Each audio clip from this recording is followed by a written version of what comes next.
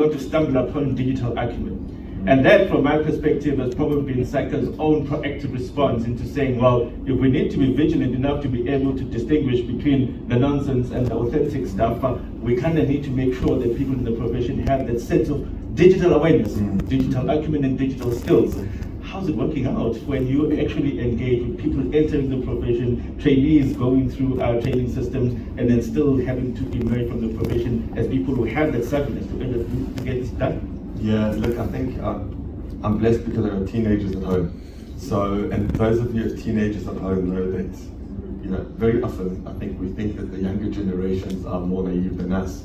But I actually find it's my generation that's a little bit more digitally naive than the younger generations, because I will often watch something and I'll show it to my son who's 16 and he says, Dad, do you know that's AI? And I didn't know that, and Dion, you pointed it out. And I find that they, in many ways, I know we tend to, you know, jokingly complain about the younger generations, about their motivators, etc. But they're far more digitally enabled, digitally astute. And I find that they've got a BS meter. They know what's real and what's fake a lot quicker than what we do. So I think there's an opportunity in that, in harnessing that.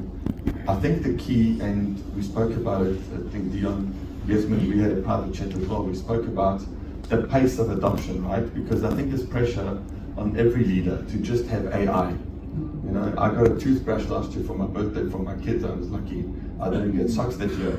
And that toothbrush was AI enabled, and everything's got this AI slogan in it. So there's a rush, and like a gold rush for AI adoption. But I think so much in what we have to do within our companies and people is to take a measured approach, because what you don't want to do is lose sovereignty over your data. You know, we deal with trust as chartered accountants. Trust is number one currency. You don't want unintended consequences to flow from that adoption. So it's all about a measured approach with our people and our companies.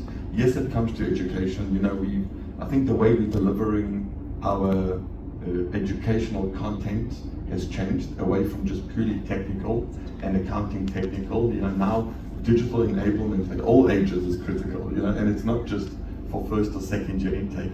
It's just as critical for senior leaders as well, because it's all about the tone from the top. You know, if senior leaders are not aware of what platforms we have, it's very difficult for them to control and understand that.